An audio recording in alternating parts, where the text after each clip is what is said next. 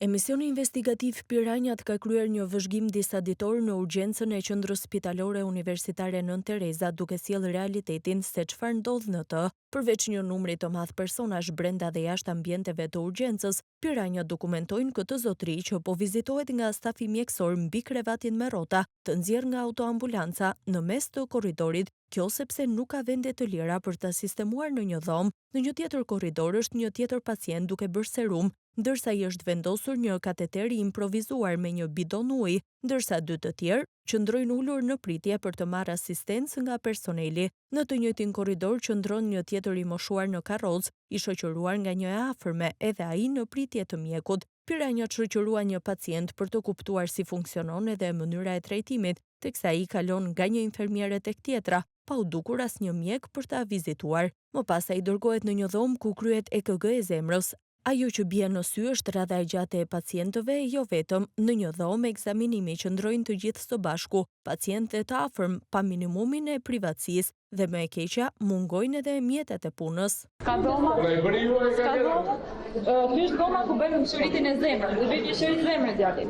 Gjithë shërit e zemrës.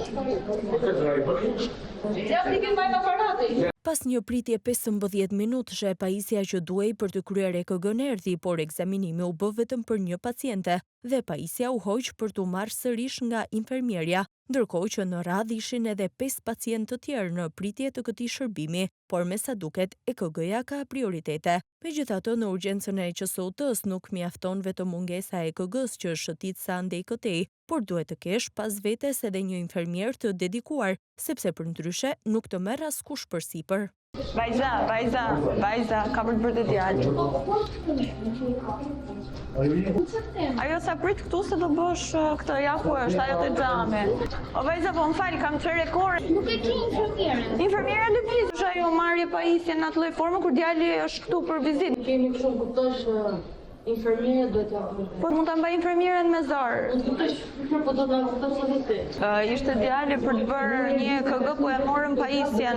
Po e marrim në ato ai që ta marr përsipër për. Po s'është për infermierën, ku ta gjej infermierën? La aty edhe ik. Një punonjës i urgjencës pohon se në këtë repart nuk ka EKG dhe se në funksion është vetëm një e tillë, pra urgjenca më e madhe në vend, e cila pret me qindra pacient në ditë, prej 3 muajsh ka në funksion vetëm një EKG, ndërkohë që edhe pjesa tjetër e pajisjeve nuk punon.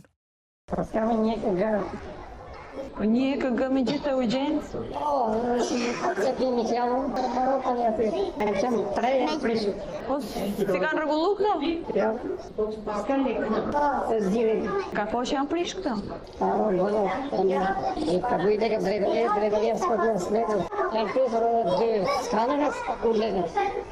E skanjer këtu bërë?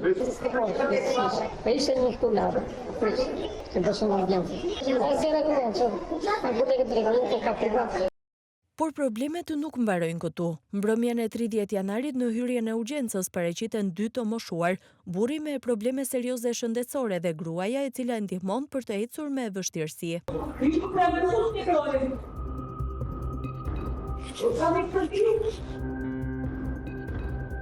Pasi që ndrojnë për disa minuta përballë recepcionit pa ja hedhur syt askush, 2 të moshuarit i afrohen një grup i mjekësh dhe infermierësh, por këta të fundit vijojnë bisedën të pashqetësuar e pas pak çastesh largohen pa marrë mundimin të pyesin se çfarë problemi kanë. Sorollatja e çiftit nëpër korridore zgjati për më shumë se 1 orë, deri kur më në fund dikush u kujtua t'i sqaronte.